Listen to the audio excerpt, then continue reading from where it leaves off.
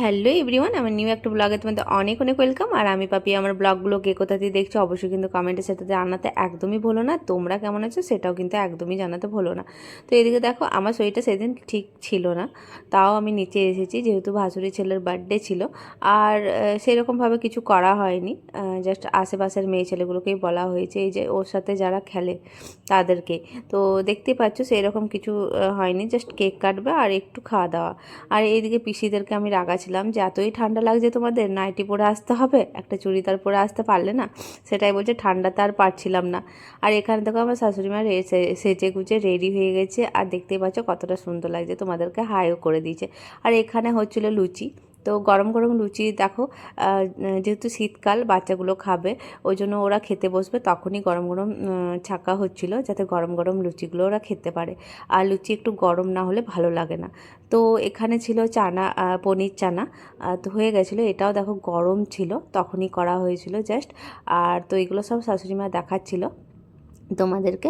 আর আমি বলছিলাম, যেহেতু আমার গলা একদম বসেছিল, ঠান্ডা লেগেছিলো, এই শীতকালে প্রচণ্ড আমার ঠান্ডা লাগতেই থাকে, আমার ছেলে বলার নেই।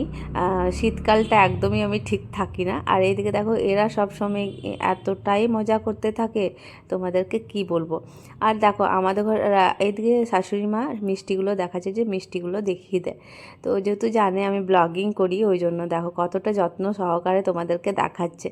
তো ঠিক আছে। আর এখানে দেখো আমাদের রান্নাঘরটা এখনও কমপ্লিট হয়নি কিছু কারণের জন্য, এখন কাজ বন্ধ আছে। অবশ্যই যেদিন হয়ে যাবে তোমাদেরকে ভালো করে ভিডিও দিতে পারবো। আর সেই রকম আলো খুব একটা নেই, জানি না তোমরা কতটা বুঝতে পারছো। এদিকে পায়েস করেছিল, তো পায়েসটাও খুব সুন্দর হয়েছিল, যেটা শাশুড়ি মা করেছিল। আর এদিকে ননদ আর শাশুড়ি মা মিলে লুচিগুলো করছিল। তো আমাদের ঘরে একসে হেল্পার দেখতে পাচ্ছ, আর এগুলো কাকি শাশুড়ি হয় পাশের বাড়ি। তো ওটাই বলছিলাম যে দেখো আমার বন্ধু।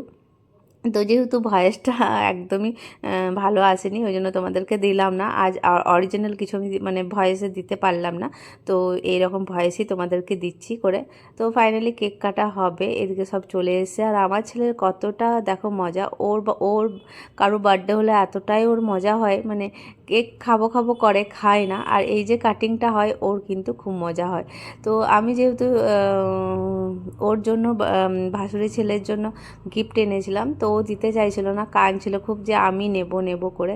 আর এদিকে দেখো আমার শাশুড়ি মা আমার ছেলের চুল ঠিক করতেই ব্যস্ত ছিল।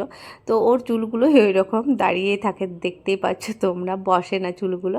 তো এখানে আমার বর্মশাইও ছিল, তো কিছুক্ষণের জন্য এসেছিলো, ওকে ডাকা হয়েছিল যে আসো কেক কাটছে। এদিকে দেখো চুলগুলো ঠিক করতেই আছে। তো ওর চুলগুলোই ওইরকম গাইস, কি বলবো তোমাদেরকে, কাটিয়েওছি, তো কিছু হয়নি, ঠিক হয়নি, ওই রকমই আছে। এইদিকে দেখো কাকিমা ওকে রূপোর আংটি দিচ্ছে ডুগ্গুকে।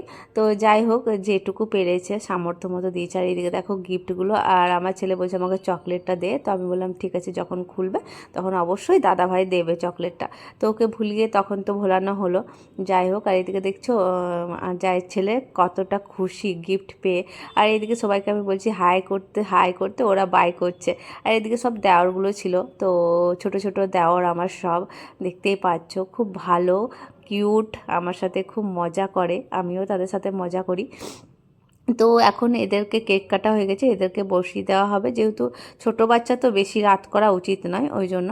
তো এখন বাজে ঘড়িতে প্রায় 15টার মতো, তোমাদেরকে যেটা বললাম। আর এখানে দেখো আমাদের হেল্পার কিন্তু এক থেকে যেটা বললাম, তো সবাই লুচি করছে, আমি একটুখানির মতো বসেছিলাম, করে দিয়েছিলাম।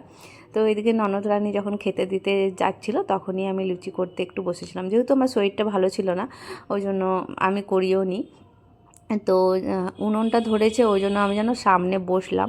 তো সেদিন খুব একটা ঠান্ডা ছিল না, তাও যেহেতু আমার একটু জ্বর জ্বর করছিল ওই জন্য। তো তোমরা ভাবে সোয়েটার কেন পরিনি, তো আমি তার মধ্যে নিচে নেমে এসেছি, তো আর গেলাম না, যেহেতু পাগুলোও খুব ব্যথা করছিল আমার। আর এখানে দেখো খাওয়া দাওয়া চলছে, আমার ছেলেও বসে গেছে। ও কিছু হলে একা খেতে মানে ভালো লাগে ওর, যখন সবাই বসে তখন ও একাই খায়, আমাকে দরকার পড়ে না তার। আর এখানে দেখো আমি আর শাশুড়ি মিলে লুচি করে দিচ্ছি, যতটা পেরেছি একটু হেল্প করে দিয়েছি। তো লুচিগুলো হচ্ছে গরম গরম। আর আমার জানো তো শরীরটা এতটা ভালো ছিল, মানে তোমাদেরকে কি বলবো, গ্যাস অম্বল করে গেছিলো। তো আমি ভাতই খেয়েছিলাম, যেহেতু সকালে আমি ভাত খাইনি, ওই জন্য আমি ভাত খেয়েছিলাম একটু। আর এদিকে কেক সব রাখা আছে, তো কেকটাও খাইনি, আমি একটু ইয়ে করেছিলাম। আর এখানে দেখো আমি ঠান্ডা ভাতটাকে একটু গরম করেছিলাম, তারপর চানা দিয়ে খেয়েছিলাম। তো এদিকে আঁচটা কমে এসছে উনুনের, ওইটাই তোমাদেরকে বলছিলাম। তো শীতকালে উনুনে রান্না করতে মজা, একটু বসে থাকলে একটু গাটাও গরম হয়ে যায় দেখবে। তো অনেকে তোমরা শীতকালে উনুনেই করো। আর এদিকে আমি ঘুগনি বলছিলাম হবে, তুমি নিয়ে যাচ্ছ বাড়িতে, একটু বেশি করে নাও। তো বলছে না না হয়ে যাবে। তো দেখো বেশিও নিল না। এদিকে আমি ভাতটা চাপিয়েছিলাম তোমাদেরকে যেটা বলছিলাম। তো চলো আমি খেয়ে নিই, খেয়ে পরে আমি চলে গেছিলাম, বেশিক্ষণ থাকিনি।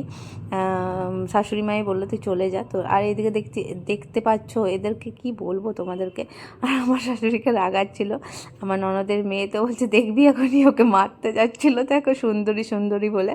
তো সত্যি আমার শাশুড়ি মা দেখো কতটা সুন্দরী দেখতে, তাই না?